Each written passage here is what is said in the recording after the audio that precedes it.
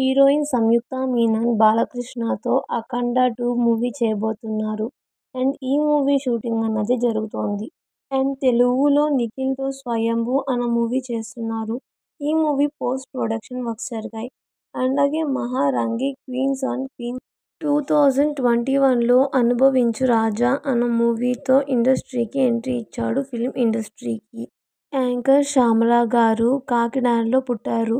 West Godavari, ఆంధ్రప్రదేశ్లో పెరిగారు శ్యామల గారు. సంయుక్త మీనన్ తెలుగులో మైథలాజికల్ మూవీ చేయబోతున్నారు. ఈ మధ్యనే 'హైందవ' అన్న మూవీకి సైన్ చేశారు సంయుక్త గారు. అండ్ ఈ మూవీలో సమీర అన్న క్యారెక్టర్లో యాక్ట్ చేస్తున్నారు.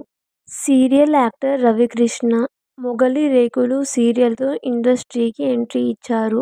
'మొగలి రేకులు' సీరియల్ అన్నది 2008 నుంచి 2013 వరకు కంటిన్యూ అయ్యింది. అండ్ 2023లో 'విరూపాక్ష' అన్న మూవీ వచ్చింది. ఈ మూవీలో భైరవగా, కుమార్గా, విలన్గా బెస్ట్ యాక్టర్ అవార్డు కూడా గెలుచుకున్నారు. అండ్ శ్యామల గారు 'లౌక్యం' మూవీ ఫిల్మ్లో యాక్ట్ చేశారు.